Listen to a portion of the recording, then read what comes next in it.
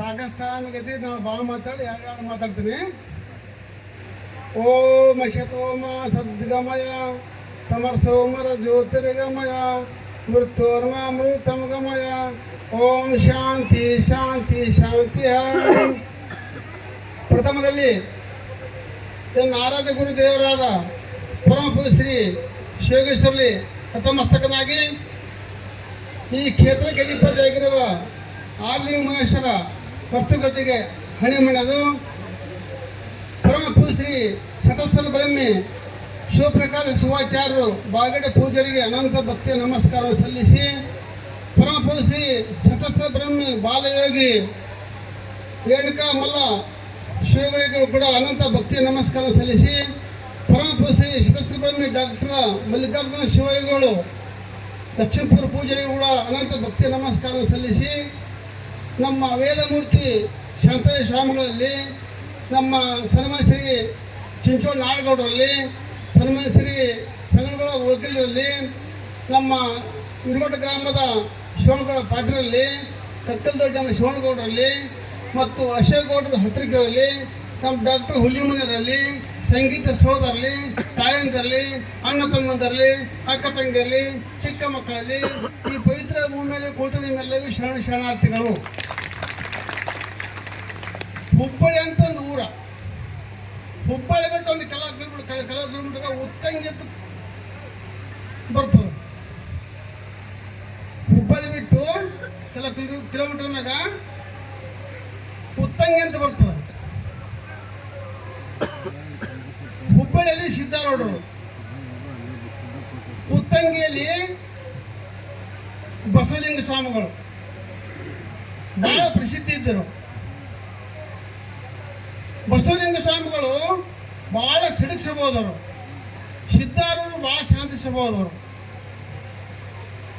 ಉತ್ತಂಗಿಗೆ ಹುಬ್ಬಳ್ಳಿ ಸ್ವಲ್ಪ ಸಮೀಪ. ಅಲ್ಲಿ ಬಸವಲಿಂಗ ಸ್ವಾಮಿಗಳಿಗೂ ಬಹಳ ಖಡಕ್ ಸ್ವಾಮಿಗಳು.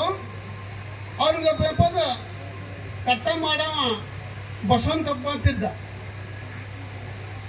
ಬಸವಲಿಂಗ ಸ್ವಾಮಿಗಳಿಗೆ ದಿನ ಹೋಗುವ ನಮಸ್ಕಾರ ಮಾಡವ, ಅಪ್ಪಗಳೇ ಚೌರ ಮಾಡಬೇಕಂತ ಕೇಳವ.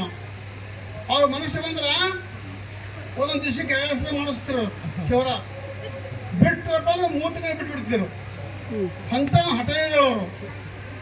ಅವಾಗೇನಪ್ಪ ಹಿಂಗೆ ಹೊಂಟು ಎಷ್ಟು ವರ್ಷ ಮಾಡ್ಕೊತ ಹೊಂಟ್ರು, 20 ವರ್ಷದ ಚೌರ ಮಾಡ್ಕತ್ತಿ ಬಸವಲಿಂಗ ಸ್ವಾಮಿಗಳಿಗೆ ಬಸವಂತಪ್ಪ. ಆಗ ಒಂದು ದಿವಸ ಬಸವಲಿಂಗ ಸ್ವಾಮಿಗಳು ಕೇಳಿದ್ರು, ಬಸವಂತಪ್ಪ ನಾನು ಚೌರ ಮಾಡಕತ್ತಿ 20 ವರ್ಷ ಆಯ್ತು, ಎಲ್ಲರಿಗೇನಪ್ಪ ಅಂತಂದ್ರೆ ಚೌರ ಮಾಡಿ ರೊಕ್ಕ ಇಸ್ಕೊತಿ, ಜೋಳ ಕಾಳು ಇಸ್ಕೊತಿ, ನನಗೆ 20 ವರ್ಷ ಚೌರ ಮಾಡ್ತಾನೆ ಏನು ಇಸ್ಕೊಂಡಿಲ್ಲಪ್ಪ, ನೀನು ಏನು ಬೇಕಂತ ಕೇಳಿದ್ರು ಅವರು ಸ್ವಾಮಿಗಳು, ಬಸವಲಿಂಗ ಸ್ವಾಮಿಗಳು ಬಸವಂತಪ್ಪಗ. ಆ ಬಸವಂತಪ್ಪ ಅಂದ, ಯಪ್ಪ ಮುಕ್ತಿ ಹೆಂಗೆ ಸಿಗ್ತದೆ ಹೇಳ್ರಿ ಅಂತಂದವ ಬಸವಂತಪ್ಪ.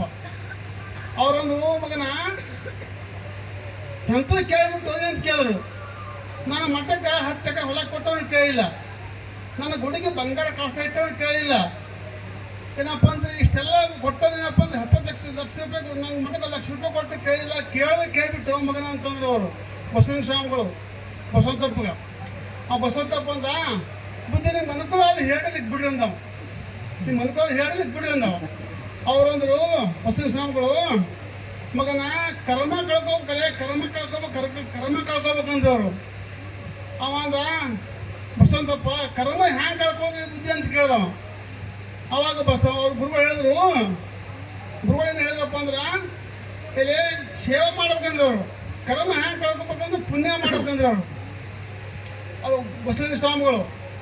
ಅವಂದ ಅಟ್ಟಕ್ಕೆ ತಿಳ್ಕೊಂಡ ಗುರು ಕೃಪಾ ಆಗ್ಬೇಕಂಬಗನ ಅಂತ ಹೇಳಿದ್ರು ಅವರು. ಕರ್ಮ ಕಳ್ಕೋಬೇಕು ಗುರು ಕೃಪಾ ಆಗ್ಬೇಕಂತ ಹೇಳಿದ್ರು ಅವರು ಬಸವಲಿಂಗ ಸ್ವಾಮಿಗಳು. ಅಟ್ಟಕ್ಕೆ ತಿಳ್ಕೊಂಡು ಬಸವಂತಪ್ಪ ಅಟ್ಟಕ್ಕೆ ತಿಳ್ಕೊಂಡು ಹೋದ. ದಿವಸ ಆದ ಮಠಕ್ಕೆ ಬರವ, ಬುದ್ಧಿ ನಮ್ಮ ಕರ್ಮ ಕಾಡ್ರಿ ಅಂತ ಹೇಳಿ ಪಾದಕ್ಕೆ ಬೀಳವ. ಹಿಂಗೆ ಎಷ್ಟು ವರ್ಷ ಅನ್ಕೋತ ಹೋದ.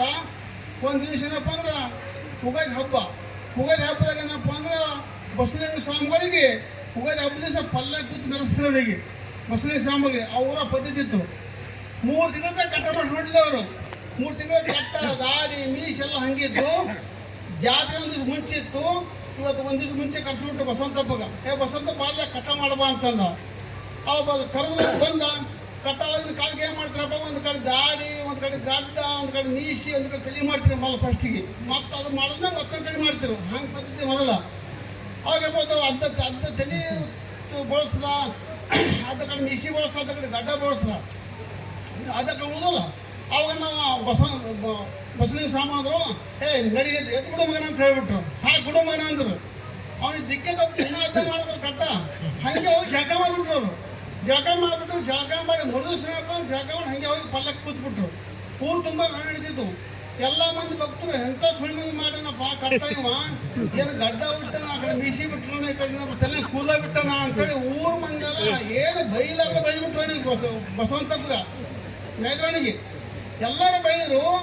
ಅವಾಗ ಬಸವಂತಪ್ಪ ಅನಿಸ್ತು, ನಾ ಇರಬಾರ್ದು ಈ ಊರಾಗ, ನಾವು ಈ ಊರಾಗ ಇರಬಾರ್ದು. ನಮ್ಮ ಅಪ್ಪ ಎಲ್ಲಕ್ಕೆಲ್ಲ ಬೈದ್ಬಿಟ್ಟಲ್ಲ, ನಾನು ಕೆರೆ ಬಿದ್ದು ಸಾಯ್ಬೇಕಂತ ಹೇಳಿದ ಜಾತ್ರೆ ಬಿಟ್ಟು ಮನೆಗೆ ಹೋದವ.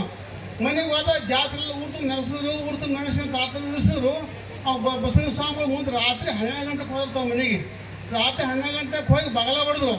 ಬಸವಂತ ಏನು ಮಾಡ್ತಾರೆ ಮಗನ ಅಂತ ಕೇಳಿದ್ರು. ಏನಿಲ್ಲಪ್ಪ ಅಂತ ಹೇಳಿ ಬಂದ. ಮಗನ ಮೊನ್ನೆ ಕಟ್ಟ ಅರ್ಧ ಮಾಡಿದಿ, ಇನ್ನು ಅದು ಉಳಿಸಿದಿ, ಪೂರ ಮಾಡ್ಬಂದ್ರು ಅವ್ರಿಗೆ. ಅವ ಮತ್ತೆ ಬಂದ್ಕೆ ಎಲ್ಲ ಪೂರ ಮಾಡ್ದ. ಏನ್ರಿ ಆ ಪೂರ ನಮ್ಗೆಲ್ಲ ಮಂದಿಗೆಲ್ಲ ಬಯಸಿಬಿಟ್ಟಿರಲ್ಲ, ಮತ್ತು ಹಿಂಗ್ಯಾಕೆ ಮಾಡಿದೆ ಅಂತ ಬಸವಂತಪ್ಪ ಕೇಳ್ದ ಬಸವಲಿಂಗ ಸ್ವಾಮಿಗಳಿಗೆ. ಅವ್ರು ಅಂದರು, ಮಗನ ದಿವಸ ಬಂದು ನಮಸ್ಕಾರ ಮಾಡ್ತಿಲ್ಲ, ಕರ್ಮ ಕಳಿ ಅಂತ ನಮಸ್ಕಾರ ಮಾಡ್ತಿದ್ದಿ. ಮಗನ ಕರ್ಮ ಹಂಗೆ ಹೋಗ್ತದನು, ಊರು ಮಂದಿಯೆಲ್ಲ ಬೈದು ನನಗೆ ನೆಕ್ಕಿ ನಿನ್ನ ಕರ್ಮ ಕಳೆದು ಬಿಟ್ರಲ್ಲ ಮಗನ ಅಂತ ಹೇಳ್ಬಿಟ್ಟು. ನಿನ್ನ ಕರ್ಮ ಹೋಯ್ತು, ಇವತ್ತು ನೀ ಪುಣ್ಯವಂತ ಆಗಿ ಅಂತ ಹೇಳಿದ್ರು. ಈ ಮಾತು ಯಾಕೆ ಹೇಳ್ಬೇಕಪ್ಪ ಅಂದ್ರೆ, ನಮ್ಗೆ ಎಷ್ಟು ಮಂದಿ ಬೈತಾರ, ನಿಂದಿ ಮಾಡ್ತಾರ, ಎಷ್ಟೋ ಜನ ಮಾತಾಡ್ತೀರ. ಅವಾಗ ನಾವು ಉತ್ತರ ಕೊಡೋಕೆ ಹೋಗ್ಬೋದು, ಸುಮ್ಮ ಕುಂದಿರ್ಬೇಕು. ಅವಾಗ ನಮ್ಗೆ ಜಯ ಸಿಗ್ತದ. ಆದ ಕಾರಣಪ್ಪ ಅಂದ್ರೆ ನಮ್ಮ ಪರಮ ಪೂಜ್ಯ ಸತಸದಲ್ಲಿ ದಿನಕ ಶಿವಾಚಾರ್ಯರು ಅವ್ರು ಚಂದ ಮಾತು ಹೇಳ್ತಾರೆ, ಭಾಳ ಸಣ್ಣವರು. ಆದ್ರೆ ಅವರು ಭಾಳ ವಿಚಿತ್ರ ಅದಾರ. ಅವರು 100 ವರ್ಷ ಮನುಷ್ಯರು ಸಣ್ಣ ವಯಸ್ಸಿದ್ದಂದ್ರೆ ಅದಕ್ಕಂತ ತಮ್ಮೆಲ್ಲ ಶರಣ ಹೇಳ್ತಾ ನನ್ನ ಮಾತಿಗೆ ಕೊಡ್ತೀನಿ. ಅವ್ರು ಶಾಂತಿ. ನಮ್ಮ ಕರ್ಮ ಕಳ್ಕೊಂಡಿರೋದು ಗುರು ಕೃಪೆ ಆಗ್ತಕ್ಕಂಥ ಮಾತಾಡಿರ್ತಕ್ಕಂಥ ಶ್ರೀಗಳಿಗೆ ಅಭಿನಂದನೆ ಹೇಳುತ್ತಾ, ಈಗ